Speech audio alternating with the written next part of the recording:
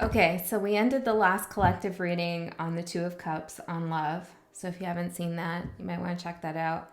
But I figured, well, let's get a little bit further into it.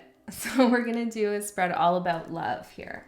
What you need to know about that Two of Cups coming up here for the collective. Now, this could also be for you individually, so take it as it resonates here. This is a general tarot card reading. So let's get into it and see what we get. All about love. So we're going to find out how to allow more love into your life, a new way you should start expressing your love. What can you do to find or maintain lasting love? Something you need to learn about commitment. Something you need to learn about trust. And something you need to learn about communication, your soulmate, and your soul lesson in love. That sounds like a lot, huh? But it's only 8 cards, so let's see. Can we get the cards out? Thank you. 7 more, please, Spirit, for the collective, all about love.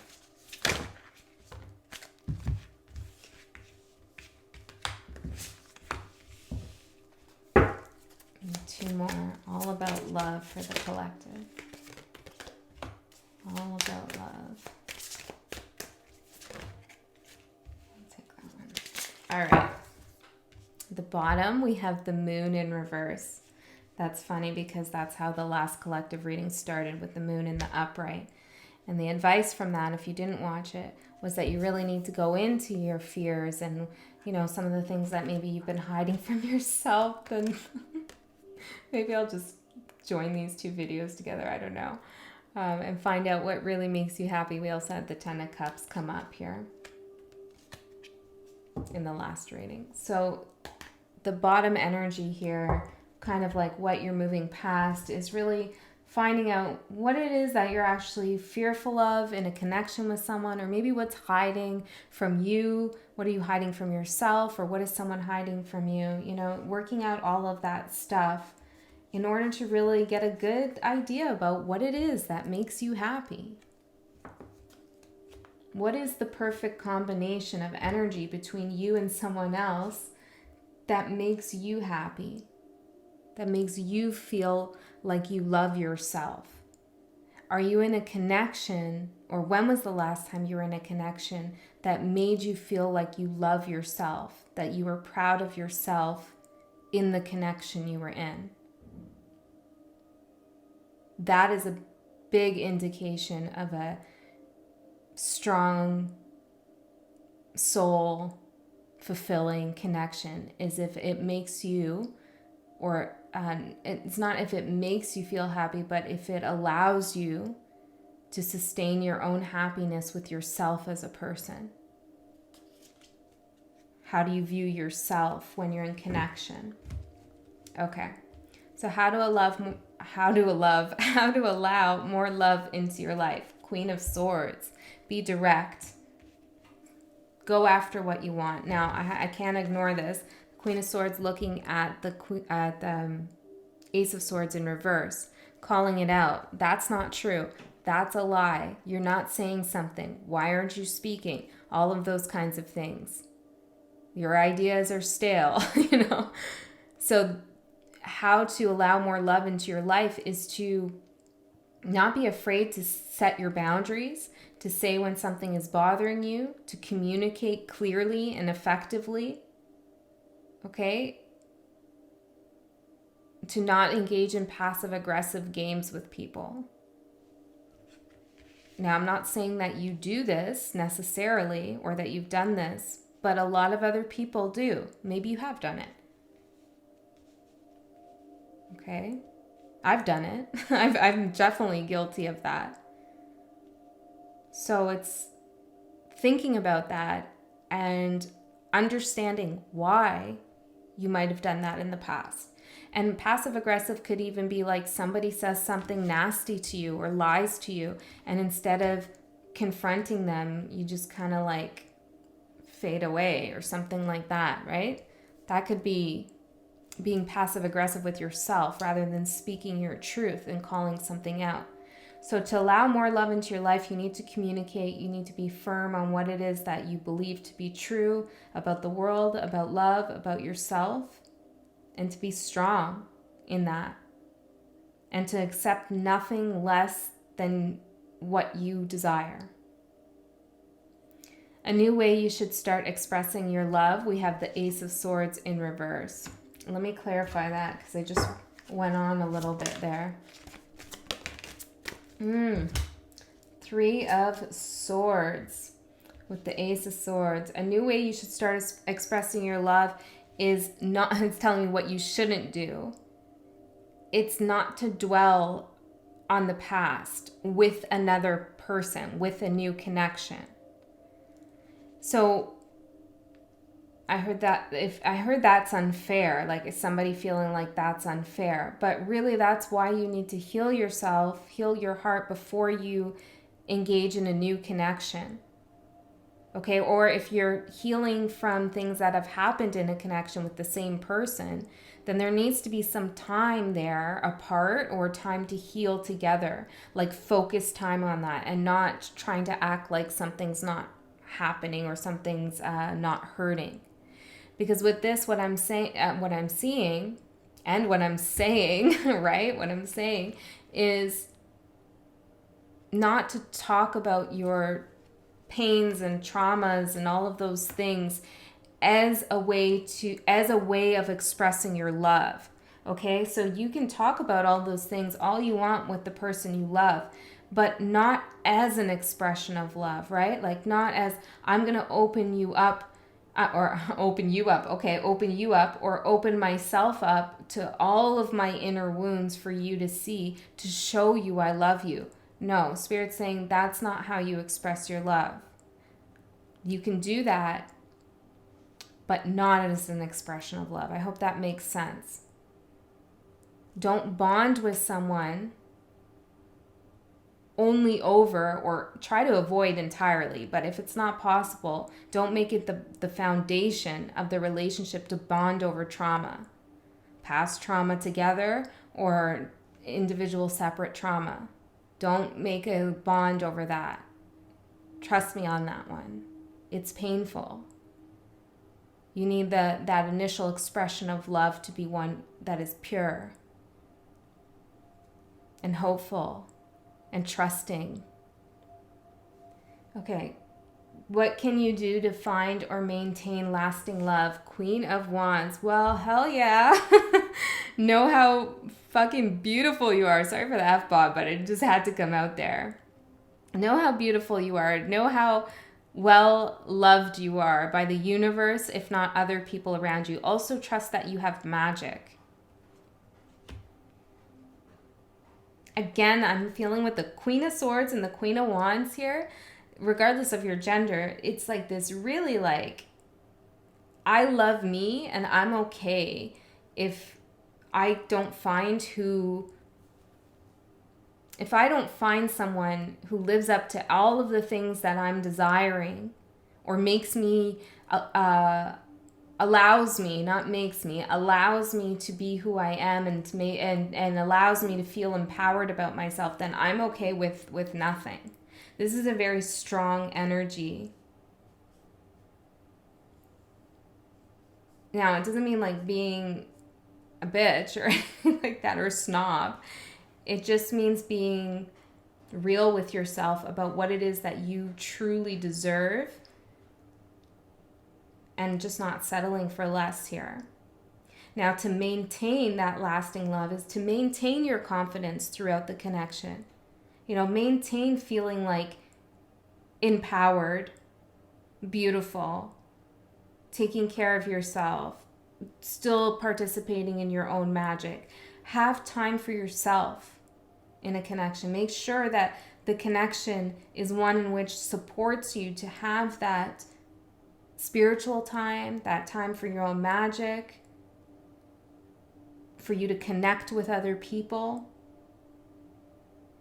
When a relationship is secure, okay, there's no worry about what the other person is doing without the other person, because there's a secure foundation where each other knows that they're always going to come back together if so-and-so goes away for a week, or, you know, someone's locked away in their workshop for hours. You know, it's like not anxiousness that should be there. It's okay, well, I respect that. They got to go be themselves, because if I stop them from being themselves, then they're no longer going to be the person that I fell in love with. They have to maintain being themselves.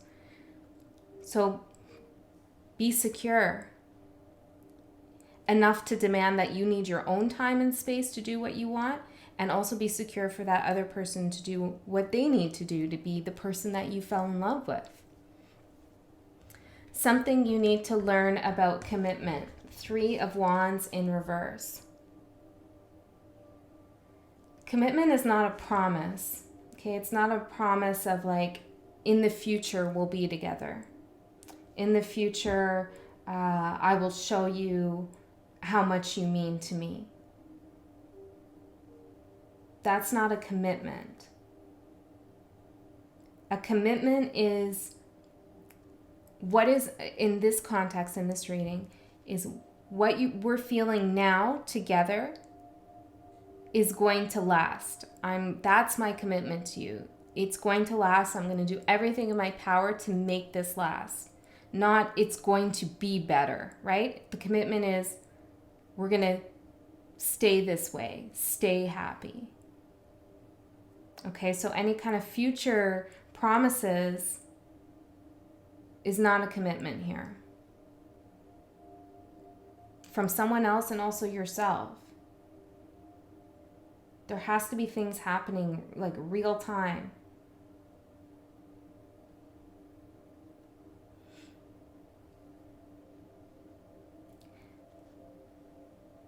Okay, we'll leave that there. Something you need to learn about trust. 3 of Pentacles.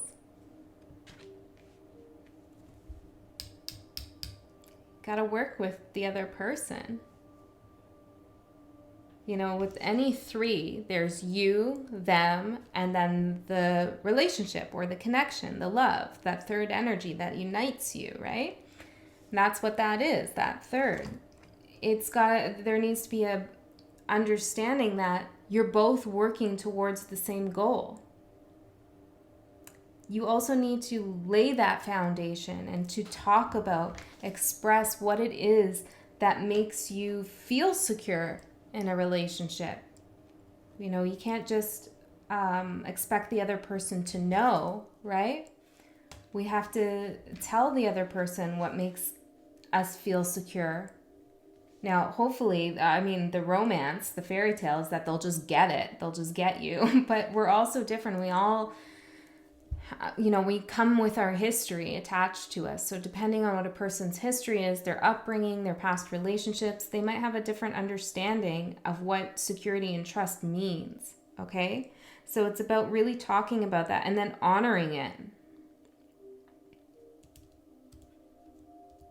It's a joint effort.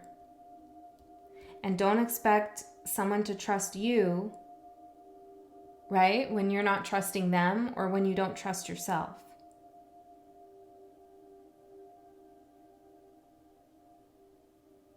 So this is like laying things out on the table. Let me get one more on this. Something the collective needs to learn about trust. The Magician.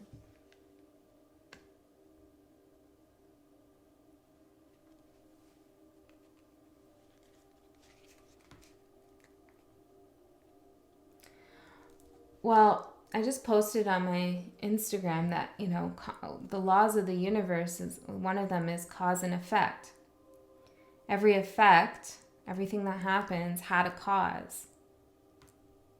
And every cause, you know, has an effect. And every effect has a cause, and it goes back and forth. It's karma, basically.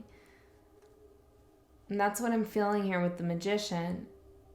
It's like every decision you make, no matter how small it seems, has some kind of resonant consequence in the universe, or maybe a big consequence that happens. So we have to be very conscious of the actions that we take, including the words that we say, the movements that we make, I'm hearing, and the way that we love people or try to get them to love us, I heard. So be very careful about what you're doing in the beginning stages especially, or after reconciliation, about how you're rebuilding trust. Because every small thing will manifest into something else.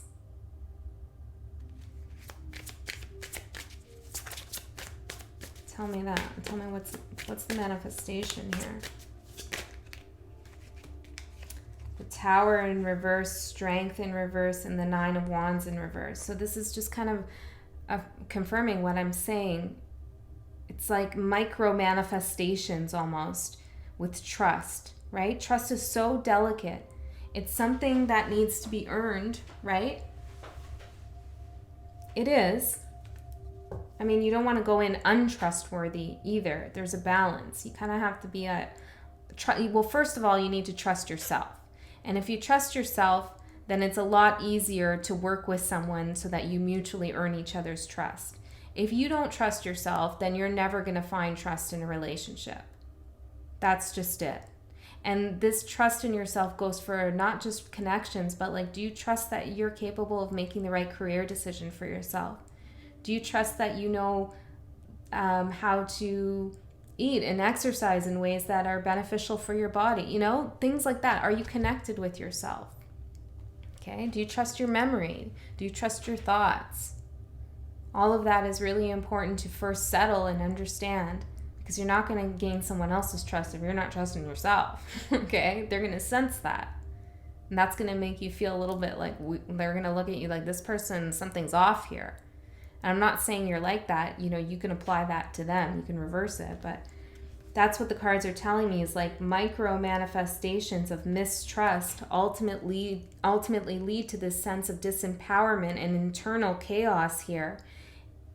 And it gets so complicated, convoluted, I heard, that it becomes really difficult to work your way out of mistrust when they're done through like minor things. So breaking trust is breaking trust, whether you do that in a big way, like cheating on someone, okay, or whether you do it in a small way, like lying about something like really small.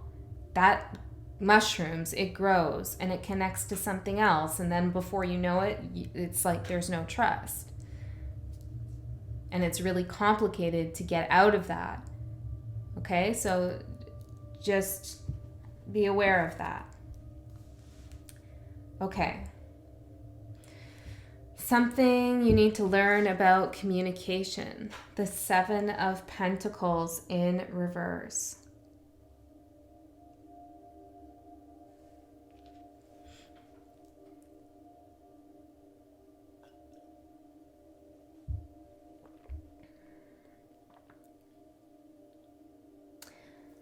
You can't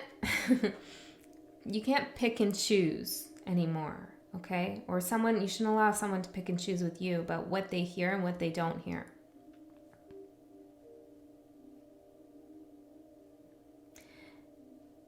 Try to take a bigger perspective when you're in an argument with someone, or when you're communicating openly in a beautiful way. Try not to get stuck on something small. Look at it in a larger context. How is this communication playing out in a larger context? Or how is what they just said there playing out in a larger context? You know, there's a lot about having a perfect relationship with someone and how they should always communicate with respect with you. And yeah, definitely that's ideal. But the truth is that we're complicated, complex beings, often under a lot of pressure in different areas of our lives. And sometimes we get frustrated as people. Sometimes we have anger. It's a human emotion and it comes out. And sometimes we say things we don't mean, because we really, when we're saying it, we're like expressing what's actually what we're going through inside with ourselves. You know, when someone says something nasty, it's like a reflection of what's happening within them. Okay, so now there's a big difference between like verbal abuse, absolutely, and having an argument here and there where you raise your voice or you say something you don't mean. So make sure you know that distinction, absolutely. But what I'm getting with this is like, don't cherry pick the good things, right? when then everything else is bad. So they say like, I don't know, I love you so much, but then everything else is bad. Don't hang on to that one word. And then vice versa. If everything's beautiful and then one day you have a argument and they yell at you, don't blow that out to be bigger than it is. Now you have your own standards, right? So if one of your standards is, if someone yells at me, I won't be with them, then keep to that. That's your personal standard that only you get to decide. But for communication here, that's really what I'm seeing is like getting stuck on the little things here. It's like picking things off this branch. It's like, which sentence or thought do I want to take that person said to dwell on it? You know? So it's like, look at things from the larger perspective. Also, with this card coming out, open communication is important. Your soulmate, we have Temperance in reverse. This is interesting. I have to clarify this.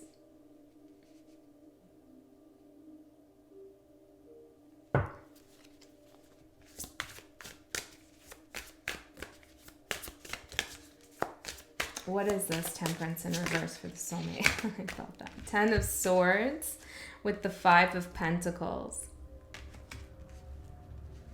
Your soulmate is one that I'm seeing here for whoever I'm talking to. Okay, so if you don't want this, don't take it. You have free will.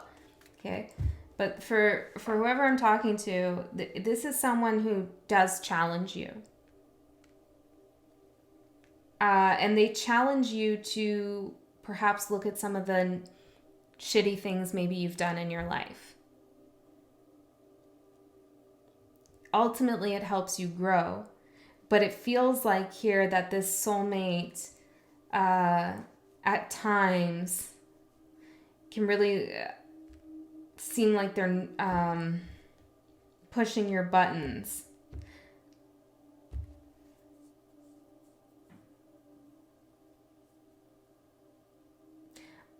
But they're trying to get you to the end of the pain that you have.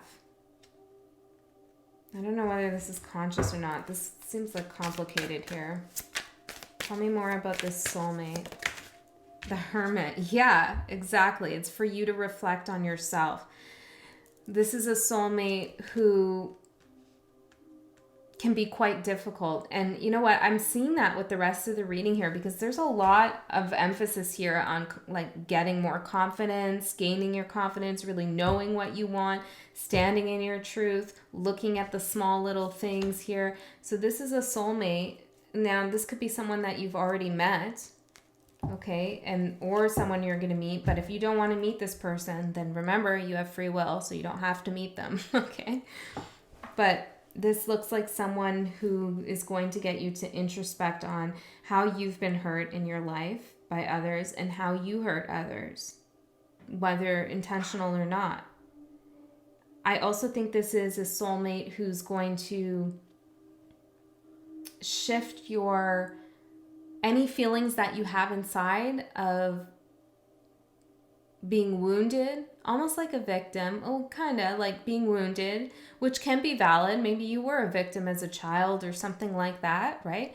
But those feelings that still exist inside, this soulmate is going to take you, push your buttons a little bit in a way where you where you go beyond that. You surpass survivor and you're like into thriving. That's what I'm seeing. It's pretty powerful here, but it's not going to feel like a loving guardian angel kind of feeling. It's going to feel that there's sacrifices along the way that you might have to make in order to gain this new perspective about yourself and about life. But this is part of the growing process as a human being, especially if you have difficult things within yourself that you want to work out. Traumas, pains, interpersonal shitty things that have happened with other people at work, at friendships, love connections. It's like we're gifted these connections, these soulmates, these contracts to help us work out of it, to help us work ourselves out of it. And sometimes it would be nice if spirit could just do that for us, right? Like just give us like something beautiful. But we need to work our way out of that and go towards that. We need to know that we've done that ourselves so that we can feel empowered and there's never any going back. When you know you've grown and you're not the same person you were in a previous connection, it's a massive feeling of healing. Okay, your soul lesson in love. The High Priestess. The High Priestess is a card that represents Persephone. And, well, for some people. Persephone went into the underworld with Hades. Okay, there's different interpretations on whether she was forced or not. Regardless, she went down there. She became queen of the underworld. She ate the seeds of the pomegranate, agreeing to stay down there. Now, some say she's tricked, but I take it as she agreed to stay in the underworld. You know, when you're in your shadow, when you're having that dark night, I'm sure you can attest to this if you've been through it. You see things differently. You see certain truths you didn't see before. And sometimes they're painful, but it's almost like a wake-up call. And you can see what other people are all about. And Persephone decided that that wisdom is something that she wanted to hang on to. She didn't want to forget the shadow. But at the same time, she came back up, you know, to the light, to earth here from the underworld for half of the year. So for half of the year, she's in the underworld, and the other half, she's on earth, or in the light, we could say. So she has both shadow and light, and she knows how to move between the two and experience the two. And that's why the High Priestess is so quiet, because she has all that knowledge from being in the underworld that you can't explain to everybody. They have to go through it themselves. And she knows that. So the High Priestess never tells someone the secrets of the underworld that will ultimately bring you balance. The High Priestess can just pull the veil back and show you where to go. And it's up to you whether you want to walk through that and go through those lessons. And also up to you whether you want to come back out of that underworld. So I'm seeing here, this is massive. Your soul lesson in love is to balance your shadow, to integrate your shadow with your light. And be super powerful. Super powerful. So all of the hardships you've been through in relationships are bringing you to this point. And that's why your soulmate's like, ooh, you know? That's why your soulmate's difficult. Because it's bringing you to this point of like supreme wisdom here. And intuition and psychic abilities and connection. And it's so interesting because there's something here about her being in the underworld with Hades. And again, in the myth that I believe in, I believe that she's in love with Hades. Okay, other people would say otherwise, in other words, but I do believe that there's a connection there where she's in love with him and he is dark. Okay, but she loves that. But she still has time, half of the year, to do her own thing. Remember when I was saying that before? Like, you need to have your own space, and Hades needs to have his own space to do his shit, you know? So it's like that balance, again, that I'm seeing. Now, of course, you could take that all as a metaphor. Wow, that was pretty cool. Let me pull, let me pull a word here to sum up your love style, connection, what you need to know. Mend. It's all about mending the pains, the wounds you have within yourself. All right. I love you so much. I'll see you next time.